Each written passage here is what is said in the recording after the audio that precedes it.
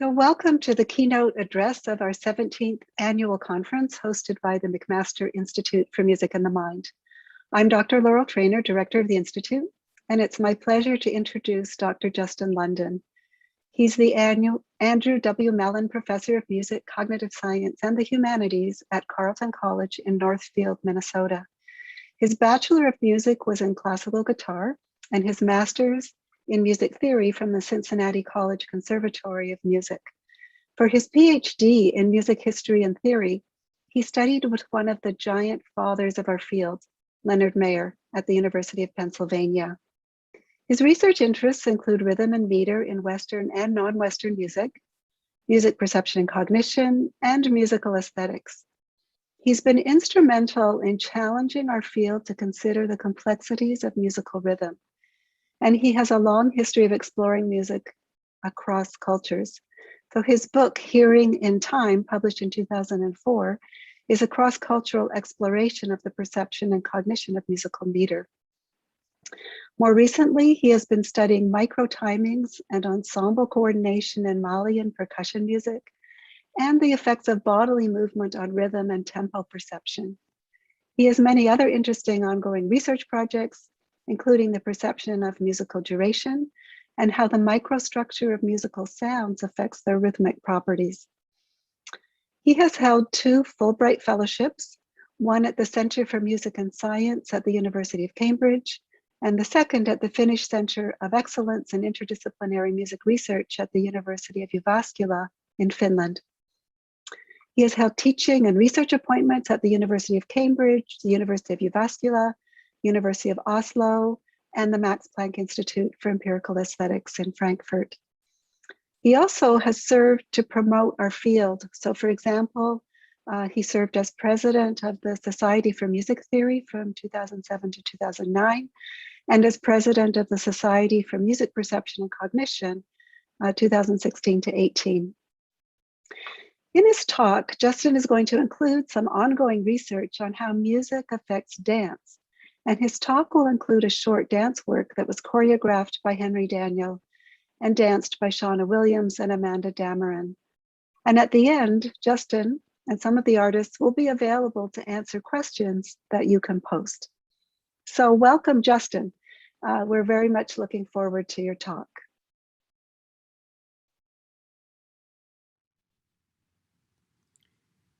Thank you, Laurel, for that kind introduction. And hello from Northfield, Minnesota. I'm delighted to be giving this evening's keynote lecture, and of course, I wish we were all together at the LIVELab in Hamilton, Ontario for this talk. Well, perhaps next year. As you know from the information on the Neuromusic website, Laurel's introduction, and the title slide you just saw, I'm going to be talking about the relationships between music, dance, and social coordination. My remarks this evening are based upon a very special dance performance that took place last month at the LIVELab. So let's get right to that performance.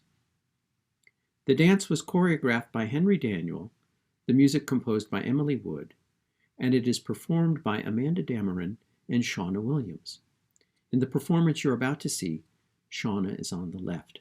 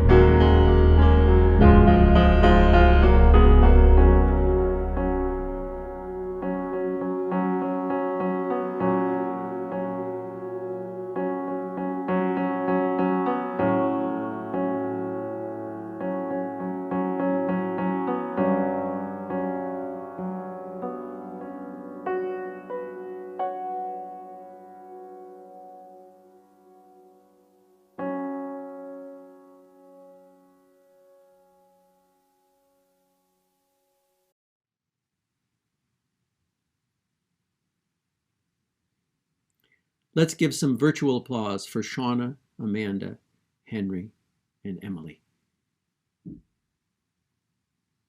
Thanks. Now, while it might make perfect sense to experience this dance performance as we just did, we might also enjoy listening to Emily's music all by itself, like this.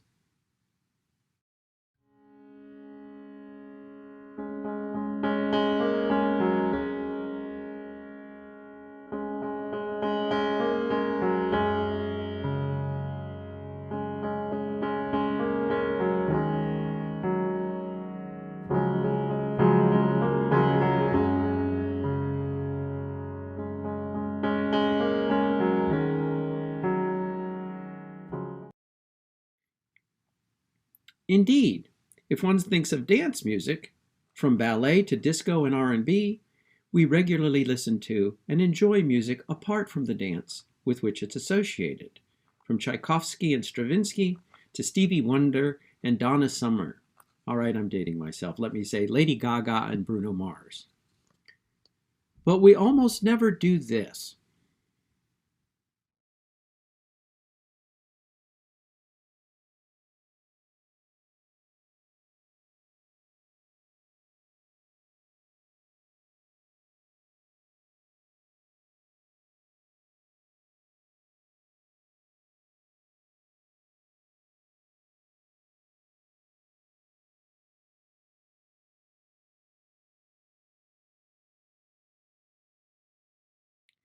Of course, here Seana and Amanda are performing the choreography, and we certainly can appreciate their grace and strength, expressiveness, and coordination.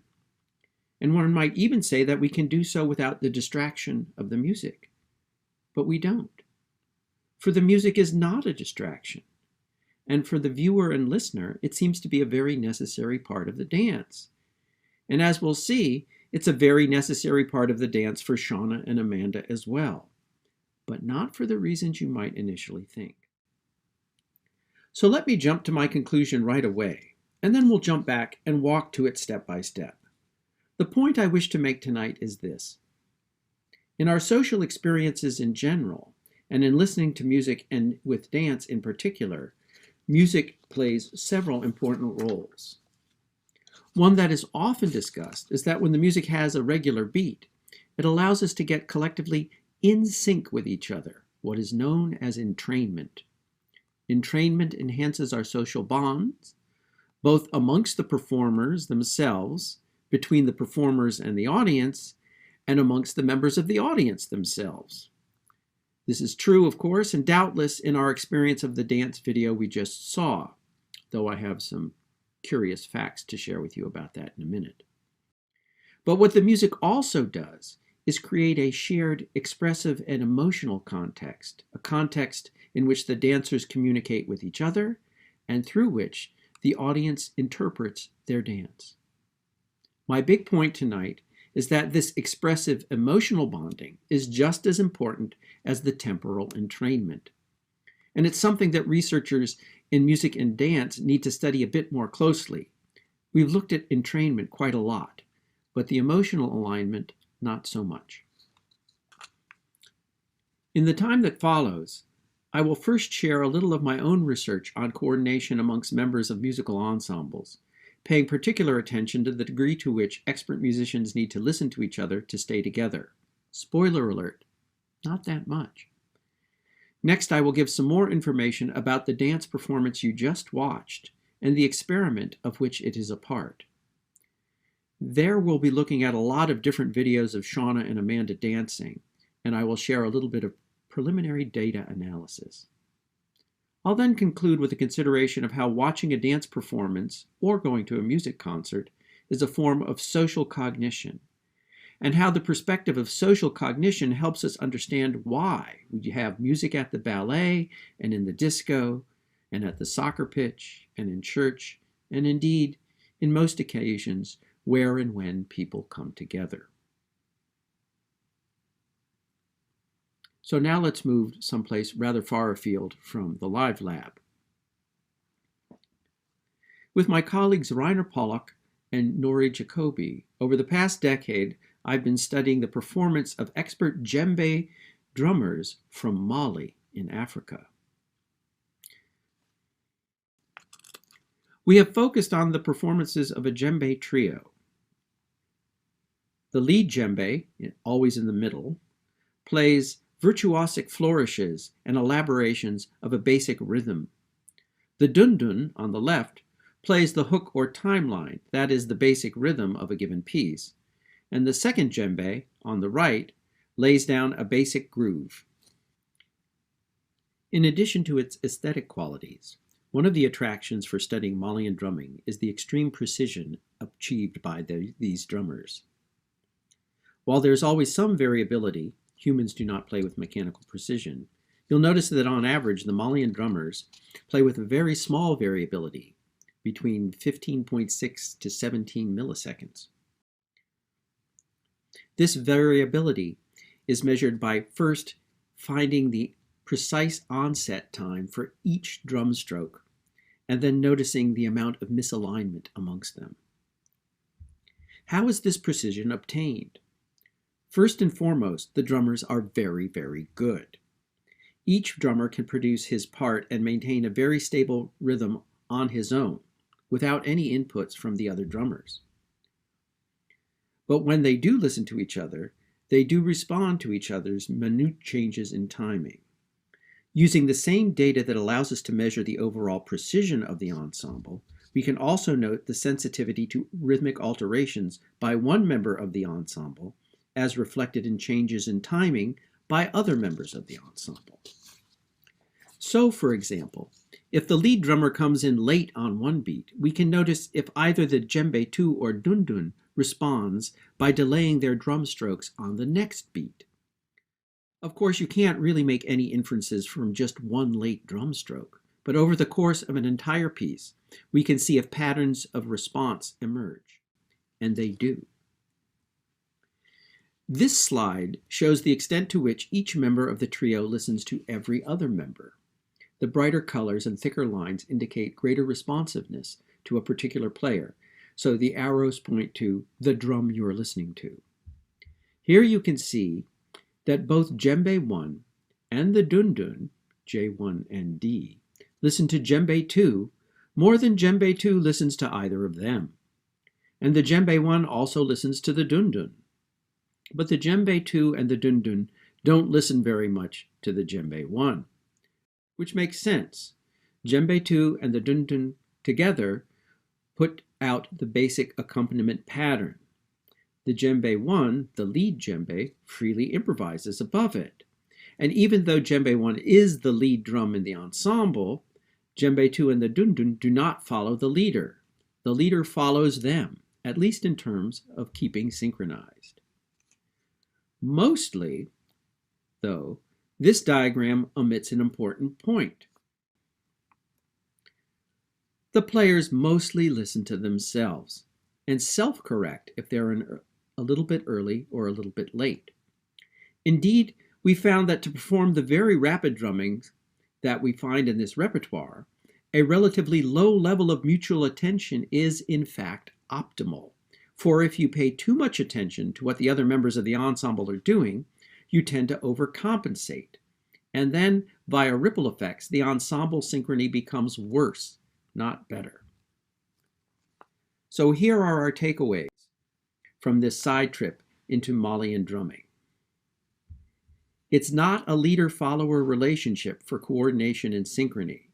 There isn't one member of the ensemble who is the metronome. Much depends on the practiced expertise of the individual drummers and their ability to keep time by themselves, knowing their individual parts. But a shared interpersonal timing framework does emerge. This framework doesn't provide the beat, but helps each drummer adjust their beat to achieve maximum synchrony. Let's return to our dance with Seana and Amanda. When we think of groups of dancers, we can imagine two broad scenarios. A context in which all the dancers do the same thing, dancing in unison, familiar from a corps de ballet or a group of backing dancers in a music video, or when the dancers are doing different things, but in a clearly coordinated fashion, like pairs of dancing in Strictly Come Dancing, what we would call dancing in counterpoint. In order to dance in unison or counterpoint, just like the Malian drummers, dancers need a shared interpersonal timing framework. Now, we typically think that music supplies this framework. It usually has a steady beat, and the choreography of the dance often is yoked to the beat or measure. Think 5, 6, 7, 8. And it often does work that way. But, just like in the Malian drumming, the dancers' actions are not wholly reactive. Dancers have learned the choreography and its basic elements they've practiced many times, and so have internalized the pacing and sequence of their actions. In neuroscientific terms, they have an internal motor representation of the dance.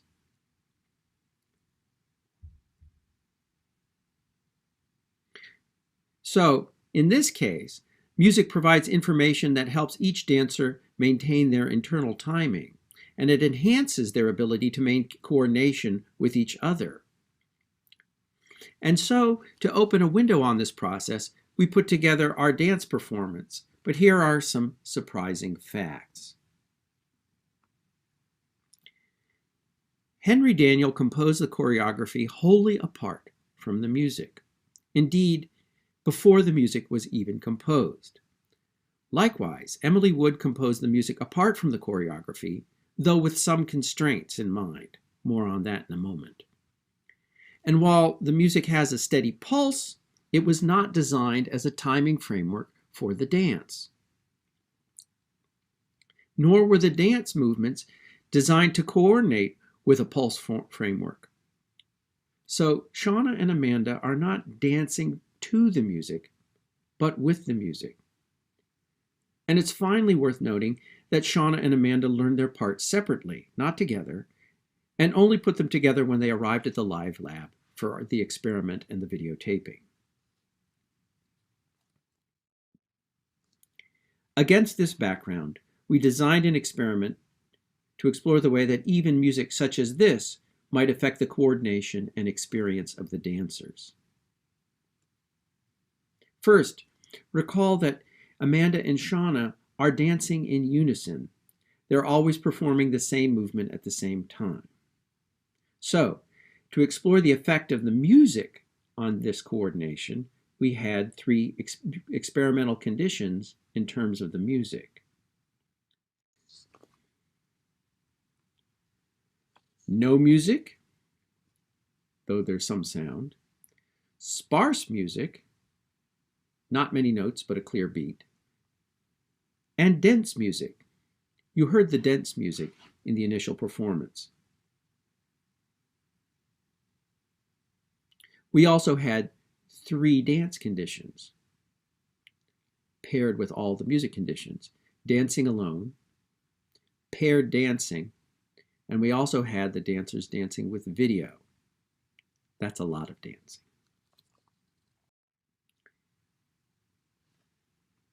Many previous studies have shown that having music with a regular beat improves coordinated action, and having rhythmically dense music often gives an improvement in temporal sensitivity and group coordination, what has been called the subdivision benefit.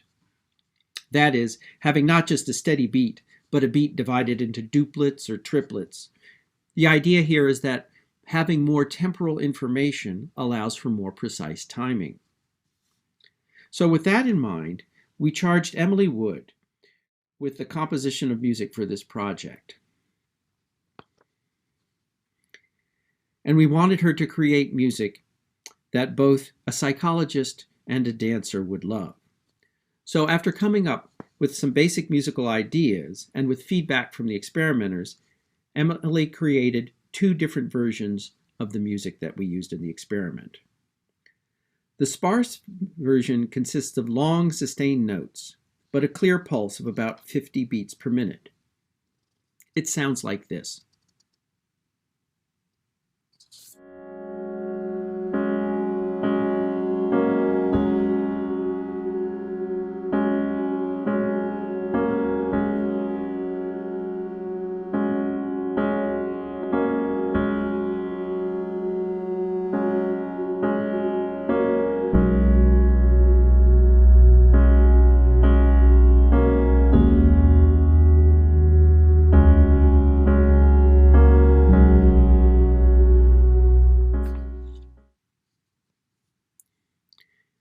The dense version takes those long notes and breaks them up into strings of shorter notes.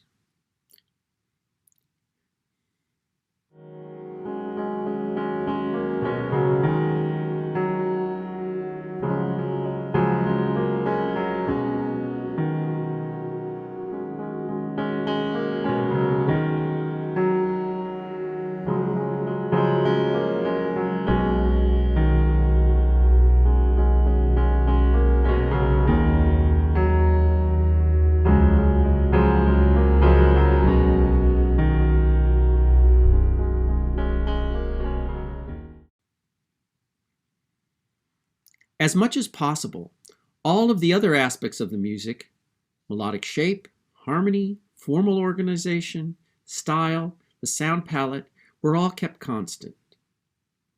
So the only variable that was manipulated in the music was rhythmic density.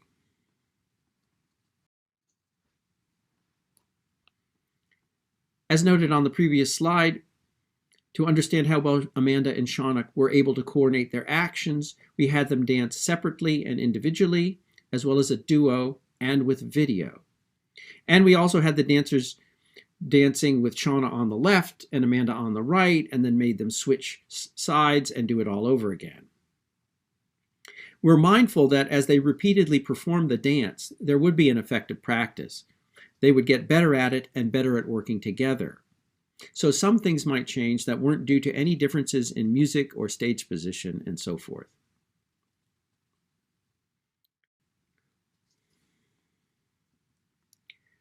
From all of this dancing, we had a lot of data. Videos of every dance performance, motion capture from every dance performance, and interviews after every dance performance from each dancer. In the interviews, we asked them to rate the quality of their performance, their sense of togetherness in a performance when they were dancing together, and their qualitative impressions of each, how they felt during each performance. The availability of a motion capture system to study the effect of the music on Amanda's and Seana's movements was and is one of the main reasons we brought them to the live lab for this performance. The motion capture system creates a 3D mapping of the location of each joint in time, and so it captures speed, direction, acceleration, and subsequently patterns of motion, including recurrent motion.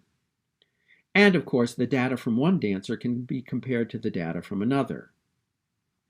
In a manner similar to the measuring of the coupling amongst the djembe drummers from Mali, we can measure the extent to which the dancers' movements are coordinated.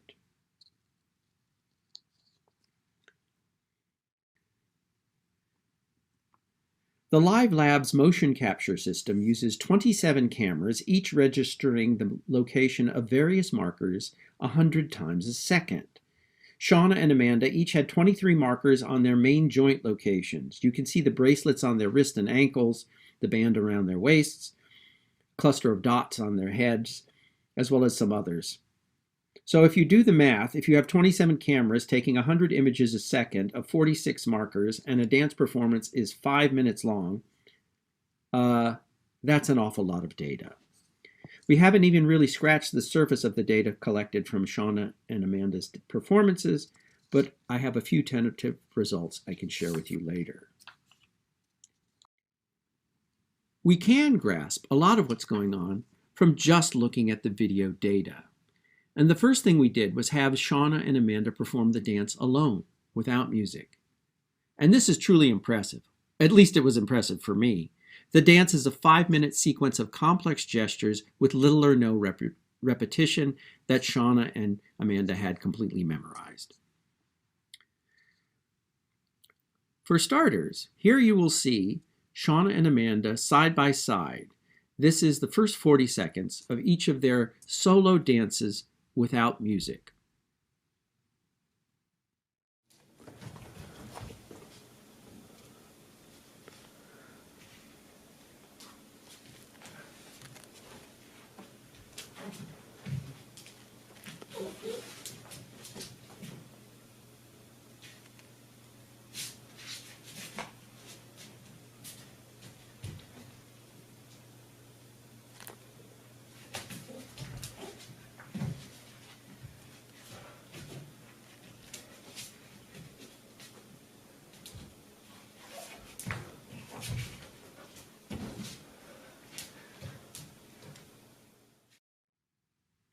Many differences here are clearly evident. While both dancers perform the same sequence of actions, the timing and pacing of each individual action is different. They don't line up. And I'm cheating here. In order to make this comparison, I had to slow down Amanda's performance. Here they are again, now with Amanda in real time.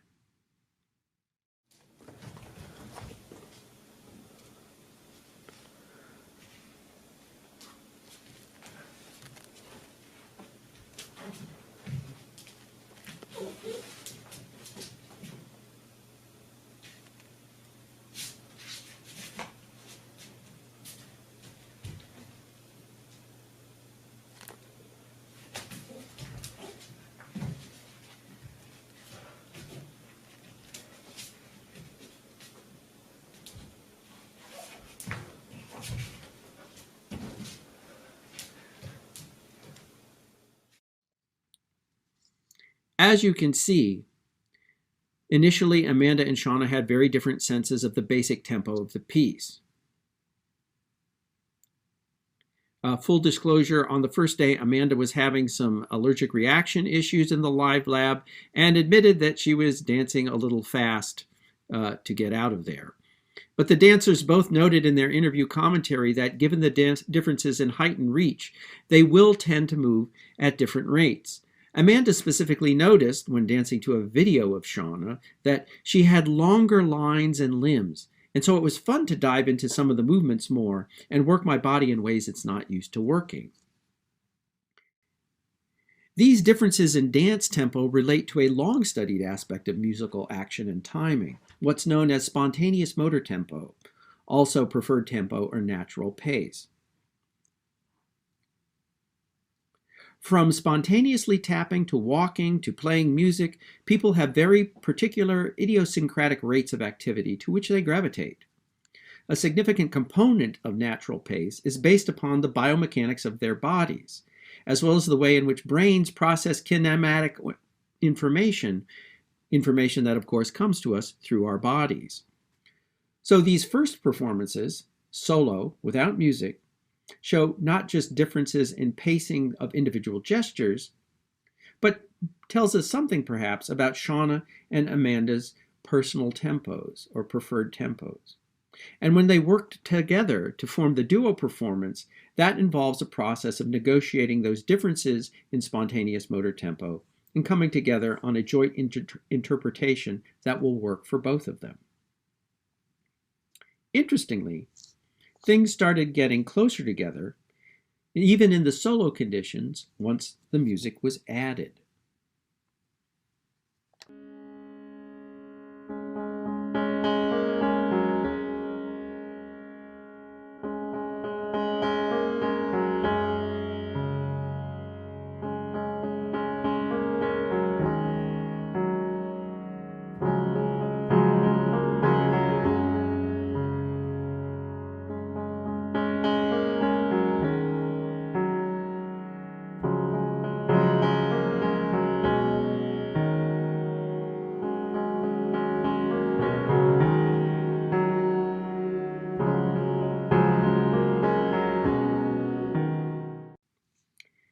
Now you can see that Seana and Amanda are more coordinated, even though they are still dancing solo. As Amanda put it, the second condition with music felt so much better. Suddenly, I wasn't alone on stage anymore and had the music to guide me. And so you can see that at many points in the video, they are doing the same thing at the same time. You can also see that between those points, sometimes Amanda is ahead of Seana and vice versa.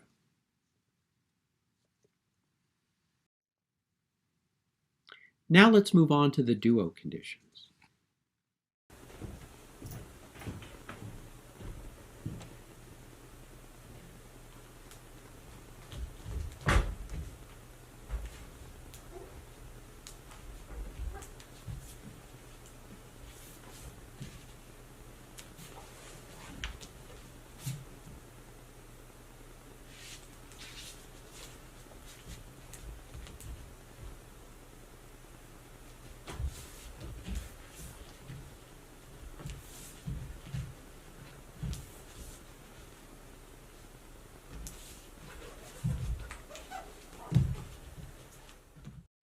Even without music, Seana and Amanda are tightly coordinated, as they have practiced the dance sequence many times, especially the day before when they were dancing separately.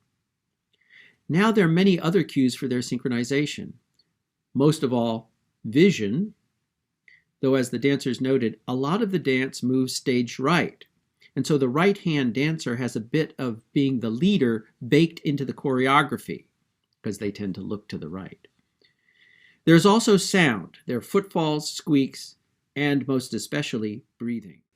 As Seana noted after that first performance that you saw, quote, "We knew when to hold and release our breath at this time." And then after the other no music duo, Seana said, "Breath work was great and helped us feel the energy from each other." Let's move on to the sparse music condition.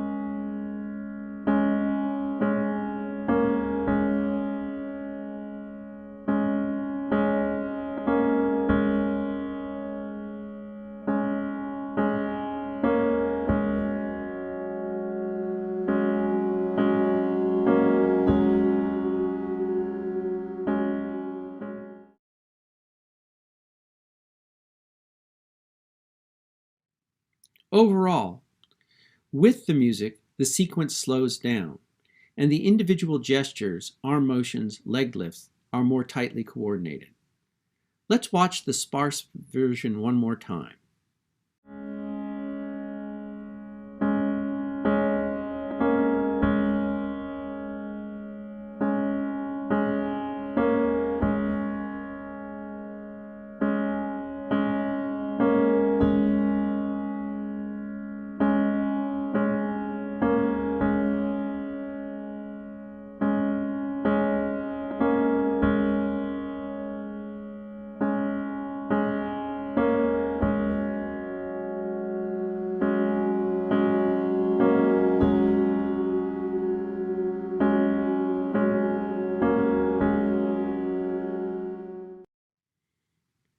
Finally, let's move on to the sparse versus dense music. Sparse is on the left, dense is on the right, and you'll hear the dense music.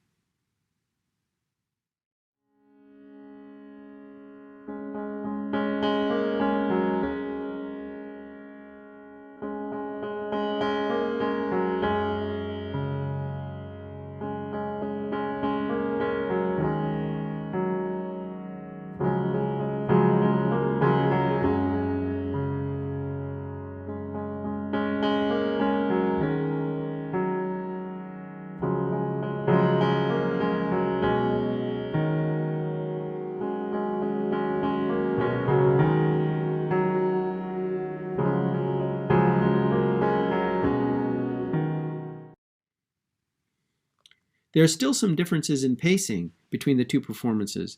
They don't quite line up to the music in exactly the same way, but there doesn't appear to be any substantive differences in their coordination.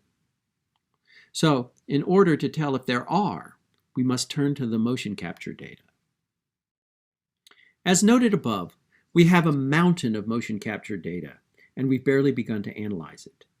However, looking at just a few markers, and in a few conditions, we can already see some tentative support for our two hypotheses, namely that first, dancing with music will be more coordinated than dancing without, and second, rhythmic density will improve coordination. And indeed, this is what we found. This slide shows the data from the head markers, which, given their connection to the body's center of mass, are good indicators of overall movement. Looking at the extent to which Amanda and Seana's heads were matched in speed on the left-hand panel, as well as changes in speed, acceleration, which is given on the right-hand panel, we see that music makes a clear improvement, and perhaps that dense music is a wee bit better than sparse music. though we're not sure this is statistically significant difference. The next slide shows the data from the right foot of each dancer. And this shows pretty much the same result with the data from the head markers. Now, this isn't that surprising, as Amanda and Seana are performing a precisely choreographed routine, one that they themselves adjusted to correct for any differences in their individual interpretation of Henry's original choreography. So one would expect that in all conditions, the dancers' overall movements would be well coordinated, and as a result, the movements of individual markers, that is to say, individual parts of the body, would also be well coordinated. So what's interesting here is that the music nonetheless still has an effect.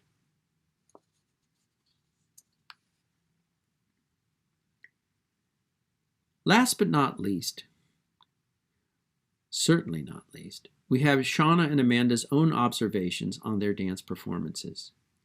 Here they are in their own words. In the no music condition, which was their first duo performance, Seana remarked that she, quote, didn't feel too into it yet because I was trying to learn how to receive the energy information from Amanda. But note that Amanda, after having previously danced with Seana and the music the day before, said, it felt so nice to feed off her energy opposed to dancing the choreography alone the day before. With the sparse music, Seana felt that the first half of the music was bland and a little harder to find time and space to settle in our movements. And Amanda had a similar observation that while the sparse music, quote, brings a light and airy feel to the choreography, it is harder to find a sense of groundedness and strength from the music.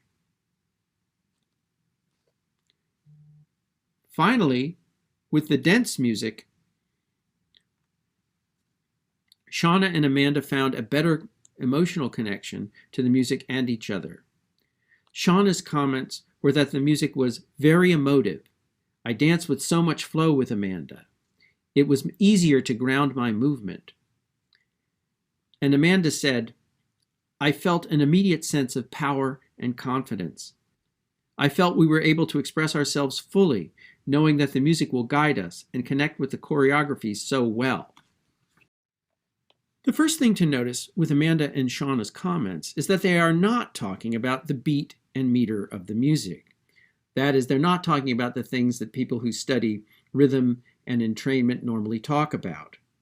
Rather, they tend to talk about energy, about flow, about communication, about groundedness and confidence. Now, of course, some of that was due to increased practice. Things got better the more they danced together. So while the beat of the music, along with its phrasing and pacing, can provide a temporal framework and a set of temporal landmarks that can guide the dancer's actions, the music also provides an expressive emotional context for their action. The music is a presence that enriches the social context of their performance. Remember that Amanda said that when she did her solo performance with the music, the second condition felt so much better. Suddenly, I wasn't alone on stage anymore. Music can modulate our mood and emotions in at least two ways. First and foremost, it can affect our arousal and energy level. Denser music has more energy than sparse music, and of course, more energy than no music at all. We were careful to have sparse and dense music at the same volume, but even so, the dense music is more arousing, which might be one reason why the dancers felt more confident and grounded. It was more arousing, even after a long day of dancing. The music also modulates the affect of our emotion, from positive to negative, first and foremost, though emotions are far more complex than just happy and sad. Both dancers noticed the relative lightness of the sparse music versus the heaviness of the dense music, though of course, our names for the different versions of the music probably influenced their thinking here. But they said the sparse music was uplifting, as well as light and free. Interestingly, neither dancer said the sparse music was calm or tranquil or meditative, which was one of the effective responses we had in mind when putting the music together. So, just what is the music doing in this dance performance? It's complicated, but I think we can untangle it at least a bit. The music does help with the dancer's timing, but it also helps the dancers attune to the expressive goals of the dance, which in turn may also help with their timing. We have kind of a chicken versus the egg problem here. Many studies have examined the effect of rhythmic synchrony on prosocial attitudes and behaviors. From children to adults, if we drum together or move together or listen to music together, our sense of social affinity increases. The explanation here is that rhythmic entrainment, moving together in time, to use William McNeil's description, directly leads to social bonding when a group performs a coordinated action. At the same time, when a group listens to or performs music together, they also have a shared emotional experience. And this presumes that most of the members of the group respond to the music in the same way. That's a reasonable assumption, since we tend to listen to music and attend musical concerts and events where we will hear music that we like. And one reason we like a certain kind of music is because we emotionally respond to it. We find it moving. Now, if moving together, dancing, or swaying at a concert, if those things promote social coherence, is it also possible that enhanced social coherence coming from a shared emotional experience could promote moving together? For in order to synchronize or coordinate your actions with others, you have to want to synchronize or coordinate your actions with others.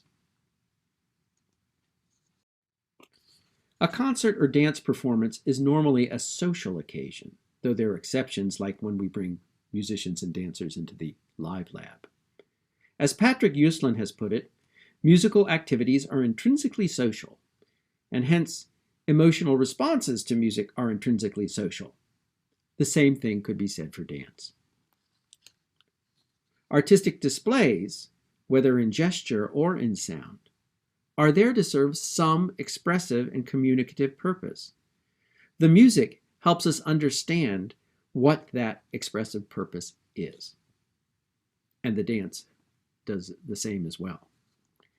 When Seana and Amanda were dancing with the music provided energy and expressive clarity.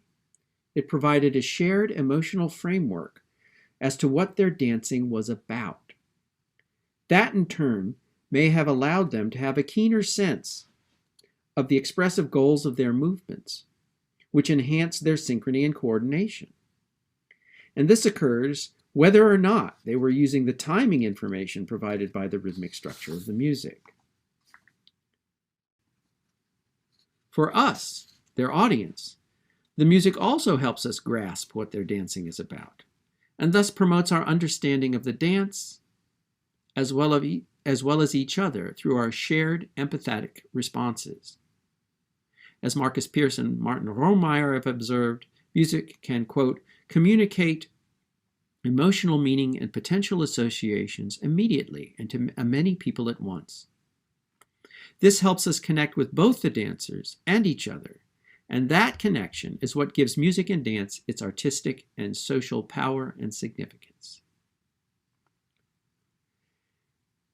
And that is why we don't tend to experience dance like this.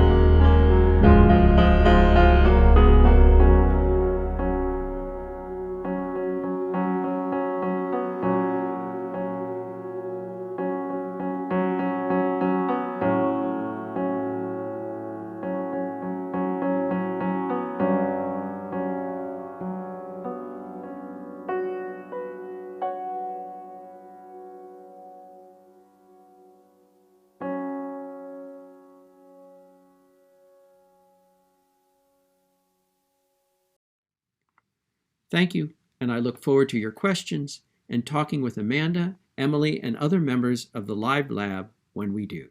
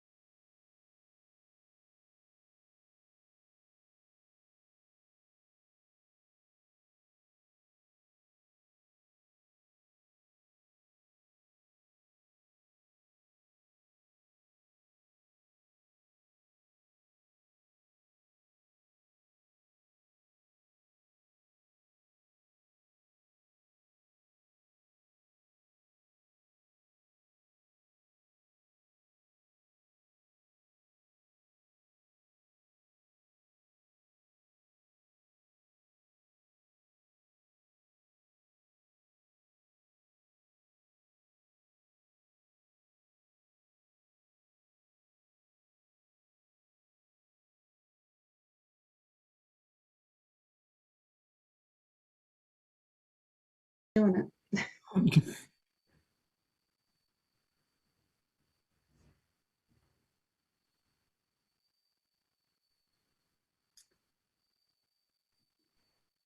Okay, well, that was great, Justin. Thank you so much for that really interesting talk.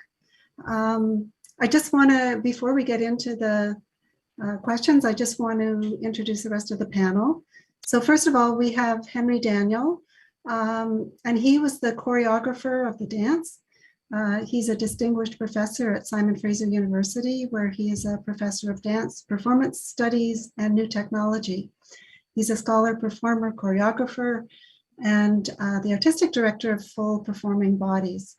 He's not able to join by video, but we will definitely hear from him tonight. Then I'd like to introduce Elizabeth Phillips, and she's a graduate student here at McMaster studying with Stephen Brown.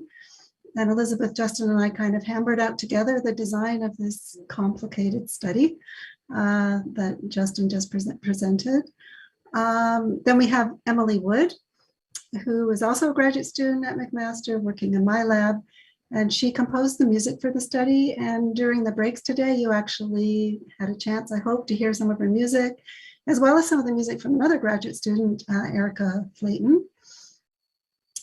And I think that's it for today. So let's get into it. Maybe I'll just start with a question or two, and then we'll start to get questions from the Q&A. So Justin, maybe I'll start with you. What did you find most surprising when you saw the dance performances and so on after we had sort of put together this complicated experiment?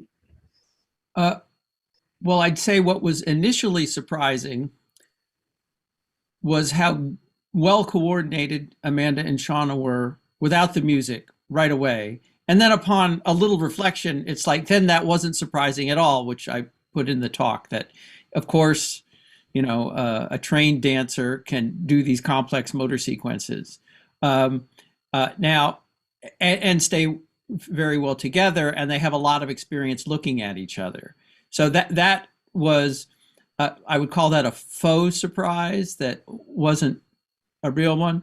And then the second surprise, following on the first, was that I'm afraid, in spite of all the work we made Emily do, I'm not sure the two different versions of the music are going to make that much difference.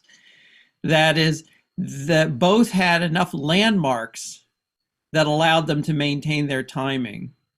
So, and then it looks like what they were able to do, given Henry's choreography, was a lot of what in the timing business we would call interval-based timing, because they knew what the interval was to execute a series of movements, and then the next one and the next one. But they didn't have to worry so much about a regular beat, because that's not the way the choreography was conceived or the way that the music was designed.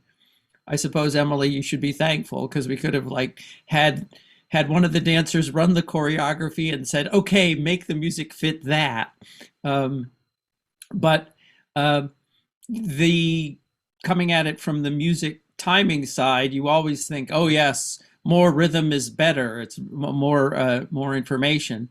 And I think it might have been better, but not for the timing qualities as much as for the expressive qualities. And that's what that's what Seana and Amanda immediately lasered onto when they started commenting. And here's Amanda. Okay. All right. She's getting to join us. And so I'm so glad. But that was, you know, those of us who come at this from the music side and who are musicians like to think that the music's so important and for, you know, like these really basic timekeeping things.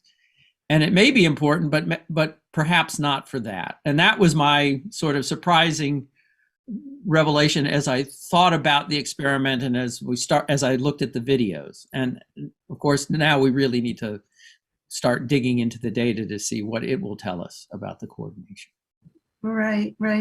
And then maybe, Henry, maybe I'll just ask you, now that you saw, I think, the performances with music and without dance, or at least parts of them without music, with and without music. Did you have any feelings? What came to mind when you saw differences in those conditions? Well, first of all, I want to thank Justin for a beautifully delivered paper. And I really want a copy of that, because I'd like to cite some of his research articulately and correctly. What you guys did is in many ways part of a process that I always undergo as a choreographer, because one of the things I'm really interested in is the individuality of each dancer, but at the same time, how can you form an orchestral unit? And since I was trained actually at two music schools, the Juilliard School and the Boston Conservatory of Music, And I performed for many years in several German state theaters. And you know, music is the first thing there. So I've always been very, very interested in how musicians think.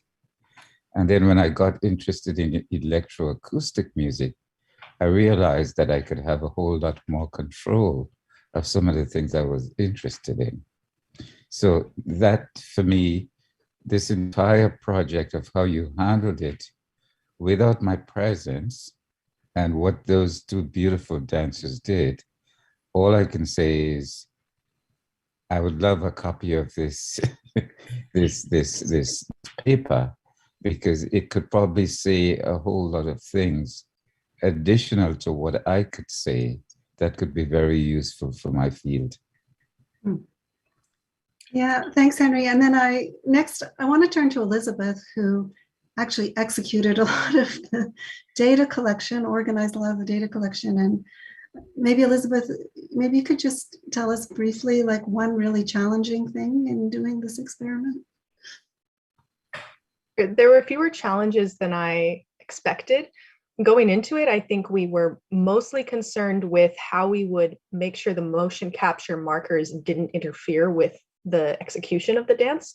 We were very concerned that placing the markers would not work well with the floor work or different parts of the choreography, and that markers would be like flying off in every direction or being very uncomfortable for the dancers. And that ended up not being too much of a difficulty. And actually, there weren't that many challenges, I think, that arose from day to day in the actual collection of the data. It seemed to go pretty smoothly, aside from like allergic reactions or random things that happened. So I don't know, it was less challenging than I expected it to be. And watching every dance condition was beautiful and unique in its own way. So I'm not sure that it was actually that challenging or difficult. If I could just jump in there. Sure.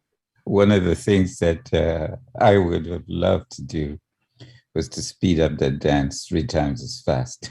And you would see what would happen to those markers. We did have to make a few adjustments. We wanted to put 3 markers on the ankles like we had on the wrists. And it turned out you just couldn't put a marker anywhere on the front part of the leg because there was too many portions of the choreography that had weight on the shin, and it was just not comfortable for the dancers. So like we made small adjustments here and there, but they were quick and easy adjustments. I don't think it would pose too much of a challenge. Yeah, I love speed. Yeah. Maybe now I'll go to I think the first question in the chat. And I'll kind of address this first, at least to Emily and Amanda, because it has to do with the music. So Rashna asks, how would the energy and flow be if the dancers were to dance to counted numbers rather than silence or music or beats? So this music, Emily, you might talk a little bit about how you composed it, but the dance wasn't tightly choreographed to specific beats in the music. And so Amanda, you might talk a little bit about, different kinds of dance and how that felt to dance to that music.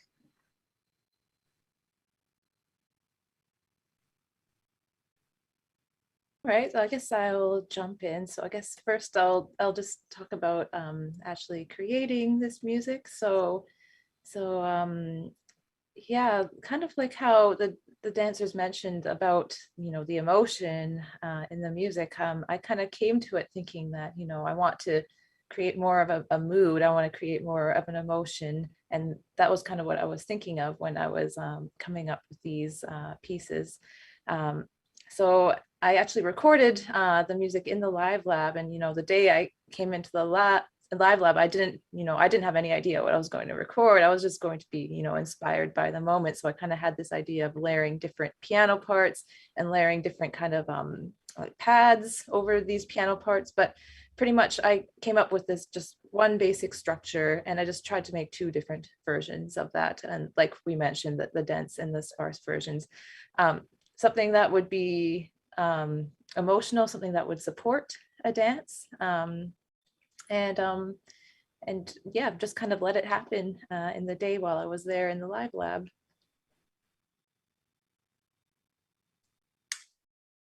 Great. And Amanda, how does it differ to do this kind of a dance as opposed to one that's very tightly choreographed to beats? Well, I'll speak just based on my experience. I've been fortunate enough to work with choreographers that are very sort of, they stress the counts, and it is very count based within the choreography. And then other choreographers that are sort of, they base their movement more on feeling and more on breath and the feeling in the room and the connection between the other dancer.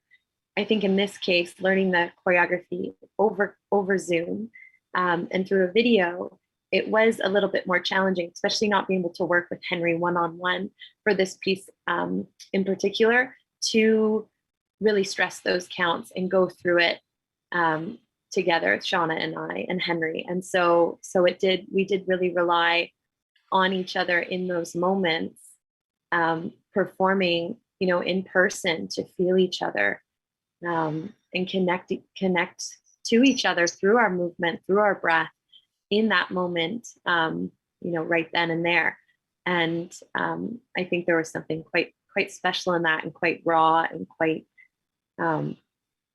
just human. And in the moment, it was really, really, after dancing together, Seana and I, couldn't express how special that moment was for the both of us, just being able to connect right there and feel each other in those moments. So I would say both ways of sort of choreographic process are great. And in some pieces, I really rely on those counts to guide me through my movement.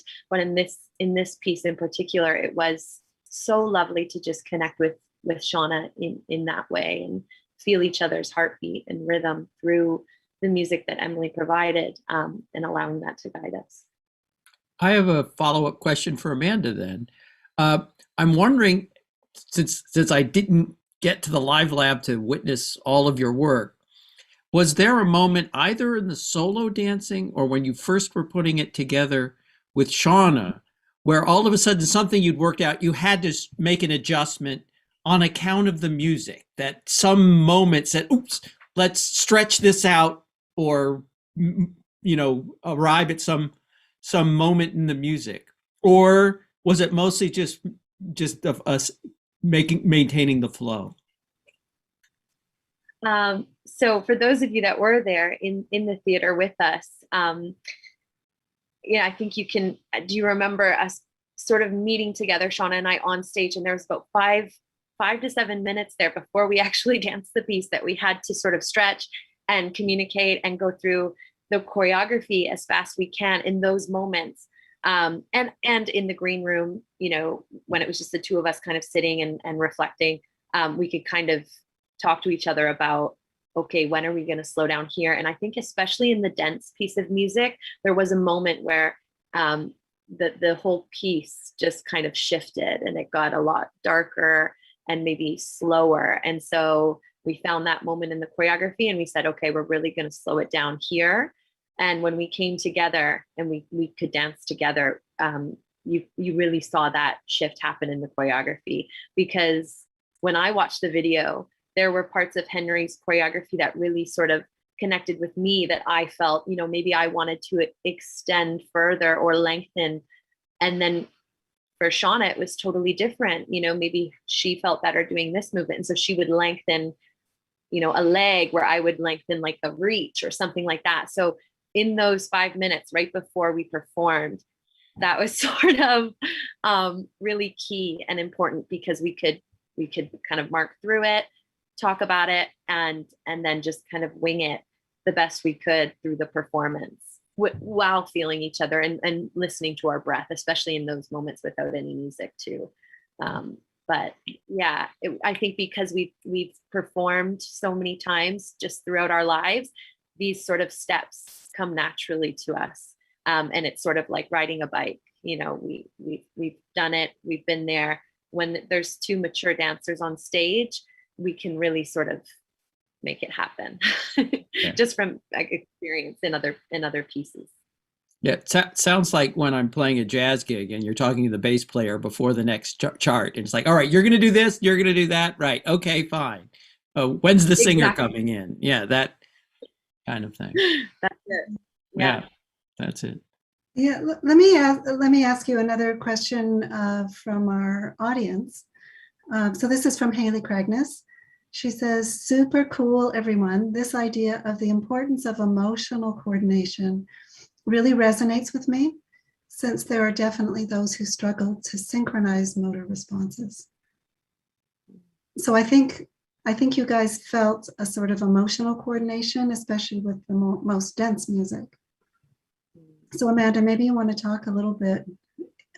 I don't know if you can express those feelings or what the importance was of that emotional coordination.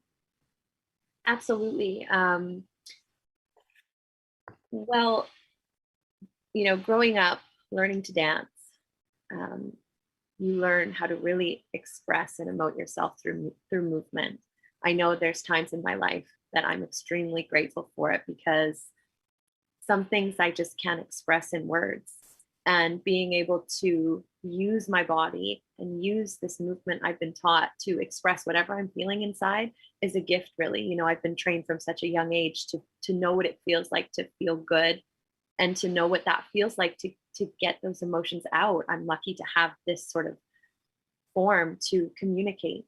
And I'm extremely grateful for it, especially when I come in the presence of another dancer that feels the same way. Seana and I both feel very confident expressing ourselves through our bodies, sometimes more confident, and to be given this gift to perform for you guys and dance Henry's choreography just felt, I think we used the words magic. We really did. When we were there all together in the theater, we were just like, wow, like sometimes I'm not able to say what Henry's movement gave Seana and I both the opportunity to do that and express to you how much we both love to dance and to move, and how lucky we are, how lucky and excited we were to dance for you all. There's a famous quote from Isadora Duncan, which is, if I could tell you what it means, I wouldn't have to dance it for you now, would I? So what's interesting to me, and this gets to that chicken and egg question, is this dense music, of course, is more expressive. It just has more opportunities to be expressive, and it's got more arousal, which makes it more expressive. So Emily should jump in here and add to that. So it didn't surprise me that was the music that really had the highest flow and sense of expressivity, just because there's more cues for that going on in the music. So, we would jump to, look, more rhythm density, more rhythm information. And actually it's like, no, more expressive information, getting back to Haley's question. So that's, sometimes we conflate these things, and I think it might be important to separate them out. Emily, did you find it easier to get on the expressive, get the music to express what you wanted in the different conditions? Well, definitely the dense version is my preferred version. That one felt more natural to me. That one felt more like, if I was composing this just for the sake of composing, it would be closer to that dense version. For the sparse version, I found it a little bit difficult to, pare back, that same kind of structure, but, keep it just as interesting, like without, using as many notes. So I do feel like it was a little bit more difficult to come up with that sparse version. Maybe it didn't feel as natural. Just to me, it didn't come out as naturally as the dense version did. Yeah, I think, full disclosure, I think we forced you to do that in terms of deciding the music for the experiment. Is that the dense music is great. Now make it, and if I'm remembering right, you actually had an even denser version. I did have an even denser version, right? And I feel like that even denser version is even more kind of emotional and natural in a way. Yeah. Yeah. Okay, Amanda, we need you to come back. We've got one more. Yeah, I mean, that might speak to some of the basic things about how we react to music, as well as the connection with music and dance. And one of the things I found interesting too is Amanda and Seana, the other wonderful dancer. You hadn't danced together before, I don't think, but you not only sort of bonded dancing, we saw, you dance wonderfully together, but you seem to bond also socially. So I found that very interesting too. And I, in psychology, we're interested in that connection between, people moving together and that feeling of doing that, and then how they actually feel about each other, interpersonally. So I don't know, I don't want to make you feel uncomfortable, but if you could comment on it, any of that. You had never even met before, right? That was your first time meeting each other. Yes, sorry. You just froze for a minute, but we're back. Yes, Seana and I met the first time. I think we Zoomed once or twice with you all, and then we met for the first time coming in for that first rehearsal at McMaster. We said to each other, we think Henry really nailed it. Like, I don't think he just picked us on a whim. I think he knew both of our energies. He had worked with us and danced with us and choreographed on us for 4 years. So I think he thought about these dancers and, really thought, will they make a good match? Will they be able to, connect and sort of just, I guess, be able to do this. And yeah, he really nailed it. Like, we connected on every level, and we were able to really kind of find our rhythm together. Right, so we have other questions coming in. So John Bandler asks a couple questions. So one, which were the most self-evident a priori conclusions? I don't know, Elizabeth, if you want to address that. And then he also asks, how might the conclusions change if the sparse music experiment followed the dense experiment? So yeah, maybe Elizabeth, you want to address that? Sure. I guess Justin did a great job of starting with the conclusions and then going backwards. But I think for me, what was the most self-evident thing, being in the theater and watching the dancers live, a lot of it came through in that 5-minute rehearsal before the performance, and in the differences between the solo conditions and then the duet conditions as they went on day 2. Because the impression that I left the theater with was that Seana and Amanda have very different dance styles. They're both contemporary ballet, but you're very individual and you move very idiosyncratically, and you interpreted the choreography in your own individual way. So the sort of compromise and the dialogue of trying to go from, okay, I danced it this way in my solo and you danced it this way in your solo, and now we've got to somehow meet in the middle and work out how we're going to coordinate as a pair.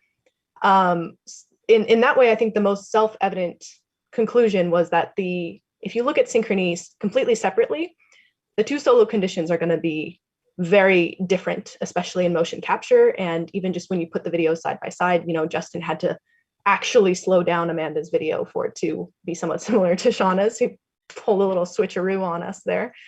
Mm-hmm. So I think that those are obviously going to be the most different. And then as you go throughout day 2 with the duo conditions, I think you could possibly track the process of the 2 dancers getting in sync and compromising and practicing getting together and gelling on some intermediate understanding of how to interpret the choreography. And someday we may have the data ready to check that. Yeah, but that's attractable. But getting back to the question, we, in our lab meetings, of course, thought about, all right, how do we order the tasks? Because we only have 2 dancers, so we couldn't really counterbalance the orders with, 4 pairs of dancers doing all of that. Amanda should roll her eyes, imagining subjecting, a dozen more of her professional colleagues through this whole thing, just so we can get them in the different orders. So we actually know that once you have music that you've known and learned and moved to, you will remember it in your head, even if it's not playing. So the basic initial constraint is, okay, the no music, then the sparse music. No music, sparse music, then the dense music, because that at least is the sort of natural progression. If you'd heard the dense music first, you might have that in mind even when you're listening to the sparse music. And perhaps even that happened a little bit when Amanda and Seana were dancing to subsequent performances with that. So that seemed to be the natural order for the presentation, but ideally, yes, with infinite numbers of dancers and infinite numbers of hours of time in the live lab, we would ring all the changes and do this and see if there was any effect of the order. I think there might also just latently be an effect of the labels that we put to those conditions as well. In the live lab, when we would go to record a track, I would come up and say, okay, we're going to record, Amanda's solo condition with sparse music. And then we would start recording. So from the very get-go, the dancers knew that they were doing no music, sparse music, dense music. Yeah, that was a mistake. This was a mistake. I think if we were to redesign the experiment, we would have said music 1, music 2, because you kind of went in as dancers with an impression that this music is more sparse and this music is more dense. And that psychological impression might have just influenced the way that you perceive the music and then influenced the way that you dance to the music. But we don't know because we didn't test it, but labeling might have itself played a role aside from ordering. Great. So here's another question from the chat. Kathy Wood asks, how would you compare this, so the dancing to music, to how humans might make a connection having a conversation together? So Amanda talked about listening to breath and feeling the emotion. How might that differ with just having a conversation? So open that to anyone who to answer. Well, I'll jump in first while everyone else collects their thoughts. So there's many studies of turn-taking in conversations. And I think most apropos for what we were doing here, there are studies, Bob Port has done some famous studies of this and others with scripted conversations. So an improvised versus a scripted conversation is different, just like a fully choreographed dance versus where there's some improv. But we also, in either case, there are timing cues that we pick up on, and interestingly, sometimes they can be very brief, and like the timing cues just at the last few hundred milliseconds of an utterance then give you enough information for the timing of your utterance for turn taking. So you know when this is going to happen. And of course, the big thing in speech timing is breath groups. That's what they're referred to in terms of a phrase for the timing. So you know that your interlocutors are going to be breathing at regular intervals. So some of the same things are going on. And interestingly, for the kind of dance that Seana and Amanda did, it might be closer to a conversation than to a scripted musical dialogue where there's a definite, precise rhythmic alternation going on between the two. So that's a preliminary response. Yeah, I might also make a comment about this, that obviously conversations, as Justin was saying, are coordinated, and breathing and other physiological and cognitive mechanisms come into that. But at the same time, I think there's something fundamentally different between music and dance compared to conversations. So conversations are largely turn-taking. We can interrupt each other, but they're largely happening sort of one at a time. Whereas in music and dance, we have to be together. And so It has this whole other layer of being precisely in sync that a conversation maybe doesn't have. So I think there is something fundamentally different about music and dance. Well, I guess dance, doesn't have to be synchronous. Music doesn't have to be synchronous, but it tends to be. Whereas conversation can be synchronous. We can recite something together, but tends to be more turn-taking. So I think there is a fundamental difference there. Yeah, my reflection on that is that when occasions dictate that we do need to speak together, we often sing. And I'm thinking of like chants at soccer matches, which, You go to a British soccer match, they're singing the entire time. That's how they taunt the other side, with clever song. Yeah. Yeah. And that actually leads to a question from Lucas Klein, who says, so this is, I think, directed at you, Justin. So he says, a very interesting notion from earlier on in your talk, that paying too much attention to others during joint action could be detrimental to synchrony. So he's talking about the Malian drummers. Right. Says, I wonder if this is something, well, we'll have you can talk first maybe, Justin, and then Lucas goes on to say, I wonder if this is something Seana and Amanda also experienced, or more broadly, what could be fundamental differences between the Malian musicians and how Amanda and Seana might have coordinated, sort of, in terms of goals, intentions, how they coordinated. So complex question. Yeah. So maybe Justin, you can talk first, and then Amanda, if you could, comment on that.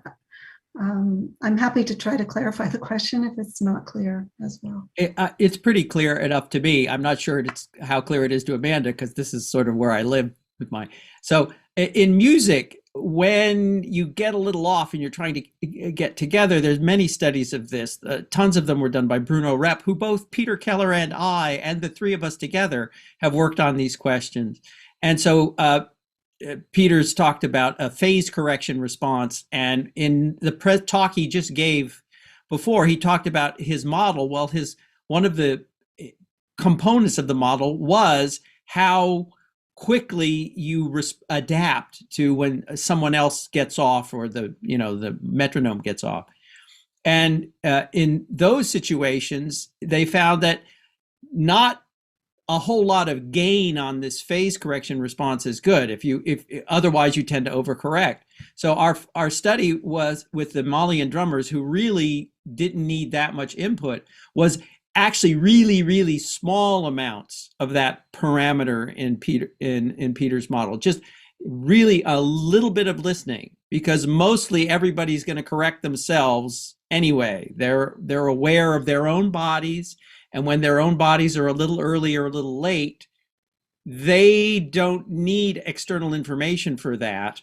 So you trust that the other drummer is going to fix the problem, and only if they don't fix it, then you might respond to it a step or two later, a beat or two later. So the question would be, Amanda, when you're dancing, especially in groups, how much do you really need to pay attention to your adjacent dancers, especially when it's some sort of synchronized choreography that you're trying to execute? I think that would be the analogous question. You're paying total attention all the time. Especially for a performance, you sort of have to be aware of your surroundings. That's something that we're taught in class, is just to be aware of your spatial surroundings, right? Constantly looking out, and it's sort of like a ripple effect. When you're dancing next to other people, it's usually cued, but sometimes if something randomly was supposed to happen in the piece, then you're immediately adapting to what you're seeing, what you're taking in. You have to be alert 24/7, and then consciously being aware of the breath, the energy of the piece. So all of these things we've been trained to do that come naturally to us, but it's because we've had so much experience doing so. So yeah, I would say, you're constantly aware. You're picking up on those cues left, right, and center. And with Seana and I, we were lucky to have that. I guess that kind of friendship, that connection right off the bat, it made it easier, right? We flowed together naturally as human beings. And because of that training, that background, when Seana would lengthen a movement, longer than I would, I'm feeling that. I'm watching her, right? You can see in the video, even though I'm dancing, I'm moving, I'm connected to my body and I'm in the piece, I'm still shifting my gaze slightly. So she's in my vision. I'm taking my timing off of her for the moments that she's sort of leading. Is there an extent then, Amanda, to which the more you're doing that, the less you're worrying about your own memorization of the choreography. In some sense, you're sharing the memory of the choreography between the two of you. So you don't have to remember it all yourself. You're jointly remembering. Does that make sense? Yes, exactly. Yeah. So you want to come prepared. You want to make sure that you know the choreography. And then in those times, maybe where a movement might slip, you sort of rely on that muscle memory to kind of catch you. And after doing it so many times, that's exactly what happened. You know, our bodies have now taken it in. It's remembered, you know, throughout. And then, you know, after doing it so many times, it's just about really feeling it because it's so ingrained in your body by that point. That was about maybe the 6th or 7th time we danced it together. We could kind of just get out of our heads and into our bodies and express ourselves. The first few times we were a little up here and still kind of going through that choreography. There are two things then. One is this seems to be a beautiful notion of extended and enacted, what's known as 4E cognition, where you don't have to remember everything. The whole ensemble is sharing the remembering. So it's offloading some of that cognitive load onto the whole ensemble. It's not in one person's head. The other thing is, it sounds to me that an interesting question then might be, when we look at how much we have to attend and correct in the musical case, dancing may be rather different. And so we shouldn't carry the same presumptions over as to how that's going to work. It's still embodied and based on bodily rhythms, but the information flow is very different. A hell of a lot more visual information. You know, musicians, we can all play with our eyes closed. Some of us prefer that, you know, right? Probably not dancing with your eyes closed. Can I say something? Yes, Henry, please. When I initially sent the material to Amanda and Seana. Yeah, hold on a second. I'm just looking at my document here. Yeah, when I initially sent the material, I sent a solo with the material as a statement. And then I sent a trio as a chorus that was done very fast and together. And then I sent the third document, which was giving the dancers an opportunity to improvise simultaneously, so you had a more orchestrated version. Now, one of the things about, like, tonight is the final show of a choreography I'm doing with my own students here. Of course, I'm not able to see it. But these students, one of the biggest problems we have with them is how to be aware of one another. And this is the biggest task we have as teachers. How do you make dancers aware of one another? It has to do with use of space. It has to do with breath. It has to do with nearness to one another. It has to do with a sense of, quote unquote, feeling each individual body in the space. So it doesn't have to be within the spectrum of your vision. That person could be behind you. You really have to have a sense of feeling that person in the space. And that comes after a long while of making statements, of doing things exactly together, and of having an opportunity to improvise with the same material the way you like within a kind of orchestration. Now, these dancers, they've gone through all of that already. So I felt absolutely no problem in giving them this material and having you guys say, well, okay, can we try this? Can we try that? They're both mature young women, and I trusted them fully with the material. I mean, for example, when I look at Amanda's body, for example, the way she opens her upper chest and does that extended port de bras, even though Seana has longer arms and longer legs, Amanda has this ability to open that chest and open the arm in quite a different way. And this is one of the places where you could see there's a slight difference. Seana, for example, with her longer legs, she always has to dig deeper in her plie. And Amanda, because she's much faster, she doesn't go that deep in her plie, so she has to find some way to go slower in order to accumulate, to find a way to accommodate for Seana's deeper plies. So when you see all these subtleties going on, you think it's so sad if you would have them only dance together all the time. So it's not like a conversation where you say, you go and you go and you go. It's more like an orchestration. And it's a visual orchestration. It's a sonic orchestration in the sense of the, you know, the breath and all that goes on. But it's very different from a conversation, but it's a kind of conversation on its own. Yeah. So when a dancer says to you, as you quoted earlier, Justin, when Isadora said, if I could tell it to you, I would be able to dance. There's so many other levels of conversation, quote unquote, being aware of one another, responding to one another, that sometimes perhaps dance is the way that we are able to do that. It's much more satisfying. We not only get to be different people on the stage, but we get to explore those personalities that we don't get the opportunity to do in real life. So in a sense, our performance is an expansion or opportunity to become some of the things we really would like to explore a whole lot more.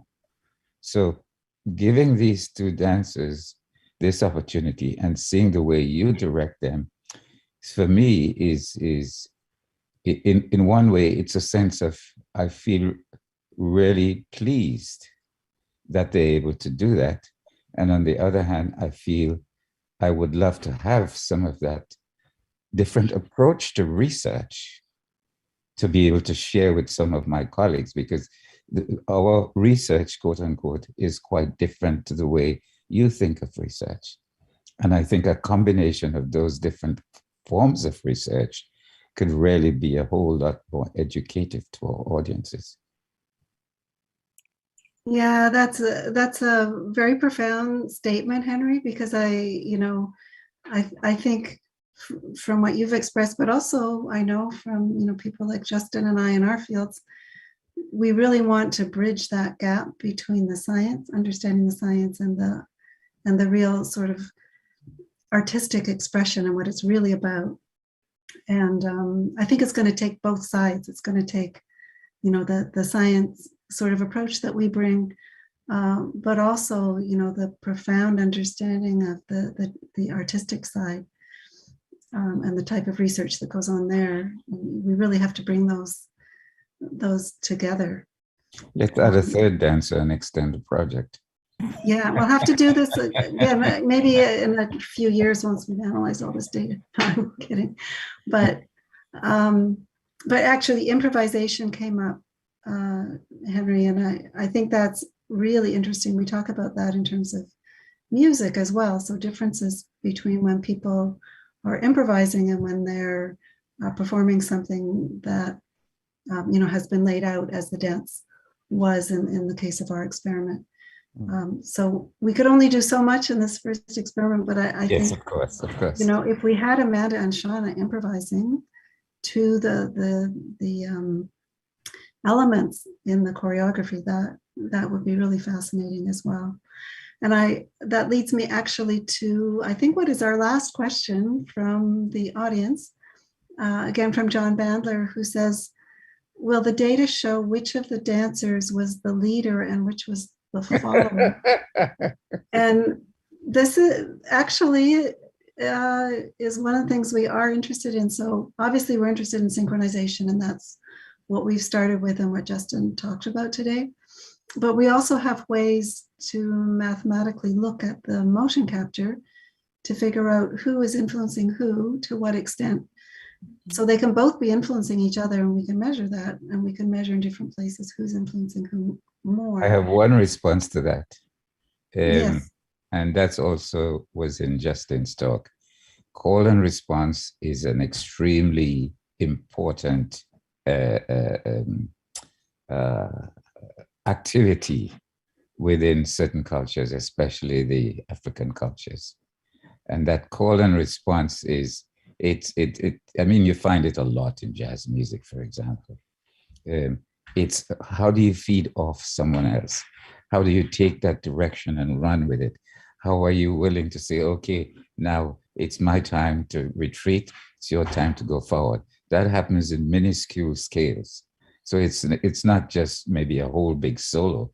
Yeah, it could be a millisecond. It could be 3 different steps. It could be coming through in space in a different direction with the same movement, having that dancer separate that space and go somewhere else. This is the excitement about having mature dancers and giving them material, because what inevitably happens is they start to manipulate that material and you get new material you never even choreographed. Yeah. That becomes exciting. Yeah, well, that I think might be a good place for us to end our discussion tonight. I wanted to really thank Henry and Amanda for working with us and providing us with all of your expertise on creating this project. Thank Emily for the music, and I think I'm speaking on behalf of Justin and Elizabeth and all the other people who are involved in this project to say that it's really exciting for us, and I hope it's the beginning of lots of studies together. Thank you. Thank you. Thank you very much. Yes, Thank you, everyone. Thanks, everyone, and to the audience, thank you for joining us, and have a good night.